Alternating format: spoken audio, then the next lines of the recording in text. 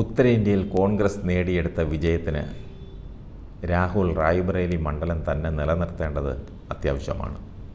എന്നാൽ സസ്പെൻസുകൾ നിറച്ച് ഇന്നലെയാണ് രാഹുൽ വയനാട് ഒഴിയുന്ന കാര്യത്തിൽ അന്തിമ തീരുമാനമെടുത്തത്. ഇതോടൊപ്പം സഹോദരി AICC ജനറൽ സെക്രട്ടറിയായ പ്രിയങ്ക ഗാന്ധി തനിക്ക് പകരക്കാരിയായി വയനാട്ടിൽ ഉണ്ടാവുമെന്ന് രാഹുൽ പ്രഖ്യാപിക്കുകയും ചെയ്തു. 2024 ലോക്സഭാ തെരഞ്ഞെടുപ്പിൽ സ്ഥാനാർത്ഥി ചർച്ചകൾക്കിടെ താൻ മത്സര രംഗത്തുണ്ടാവില്ലെന്ന് പ്രിയങ്ക പറയാതെ പറഞ്ഞിരുന്നു. ഇനി മത്സരിക്കുന്നുണ്ടെങ്കിൽ കുടുംബവുമായി ഏറ്റവും അടുത്ത അമേഠിയിലായിരിക്കും മത്സരിക്കുമെന്നാണ് എല്ലാവരും കരുതിയിരുന്നത്. എന്നാൽ എല്ലാ പ്രതീക്ഷകളും തെറ്റിച്ച് പ്രിയങ്കയുടെ ചുരം കയറിയുള്ള വരവ് വയനാടിനെ മാത്രം പിടിക്കാനാണോ? അല്ല.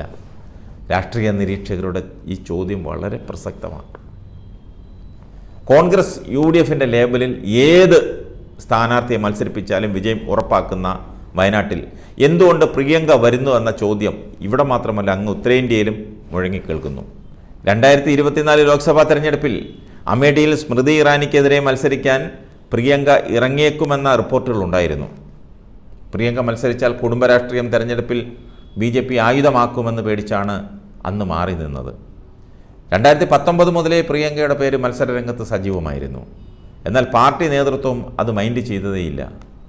ഈ സാഹചര്യത്തിൽ ആദ്യ മത്സരം ഇപ്പോൾ വയനാട്ടിൽ കുറിക്കാൻ ഒരുങ്ങുമ്പോൾ പാർട്ടി നേതൃത്വത്തിന് ചില വ്യക്തമായ ധാരണകളുണ്ട്. വയനാട് ലോക്സഭാ മണ്ഡലം കോൺഗ്രസിന് സുരക്ഷിതമായ സീറ്റാണ്. 2009 ശേഷം നടന്ന എല്ലാ തെരഞ്ഞെടുപ്പുകളിലും കോൺഗ്രസ്സാണ് മണ്ഡലത്തിൽ വിജയിച്ചത്. ഒരുപക്ഷേ ഈ തെരഞ്ഞെടുപ്പിൽ BJP ഒറ്റയ്ക്ക് 300-ൽ കൂടുതൽ സീറ്റുകളുമായി അധികാരത്തിൽ എത്തിയിരുന്നുവെങ്കിൽ പ്രിയങ്ക ഗാന്ധി വയനാട്ടിൽ മത്സരിക്കാൻ ചുരം കയറി വരില്ലായിരുന്നു. BJPയുടെ ആധിപത്യം കുറയുകയാണെന്നും പ്രിയങ്കയ്ക്ക് അരങ്ങേറ്റം കുറിക്കാൻ ഇതാണ് ഏറ്റവും മികച്ച സമയമെന്നും ഏതോ ജ്യോത്സ്യന്മാർ പറഞ്ഞുവെന്നാണ് കരക്കമ്പി.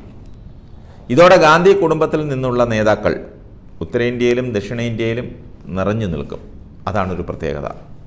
സൗത്ത് സ്ട്രാറ്റജി എന്ന നിലയിൽ കേരളം കോൺഗ്രസിന് ഏറ്റവും പ്രധാനപ്പെട്ടതാണ്. ആ പ്രാധാന്യമാണ് പ്രിയങ്കയുടെ സ്ഥാനാർത്ഥിത്വത്തിലൂടെ പ്രതിഫലിക്കുന്നത്. കർണാടകയിൽ ഗാന്ധി കുടുംബത്തിന് ഏറ്റവും അടുപ്പുള്ള നേതാവെന്ന നിലയിൽ DK ശിവകുമാറുണ്ട്. പക്ഷേ തമിഴ്നാട്ടിൽ നേരിട്ട് പ്രാതിനിധ്യമില്ല. സ്റ്റാലിനാണ് അവരുടെ ഏറ്റവും അടുത്ത സുഹൃത്ത്.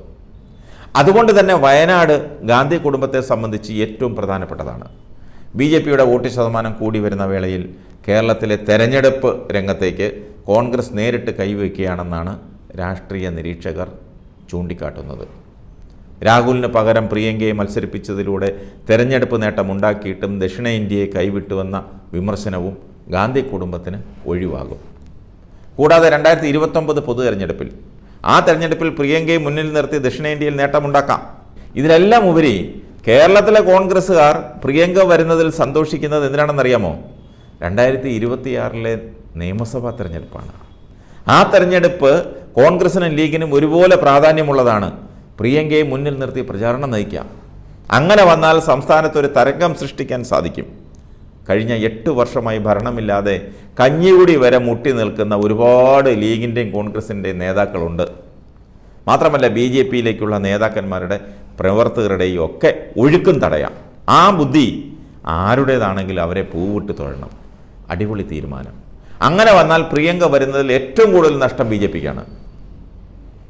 ചുരുക്കം പറഞ്ഞാൽ പ്രിയങ്കയുടെ അരങ്ങേറ്റം CPMൻ്റെയും BJPയുടെയും നെഞ്ചെടുപ്പ് വർദ്ധിപ്പിച്ചു. അങ്ങനെയാണ് രാഷ്ട്രീയ നിരീക്ഷകർ കാണുന്നത്.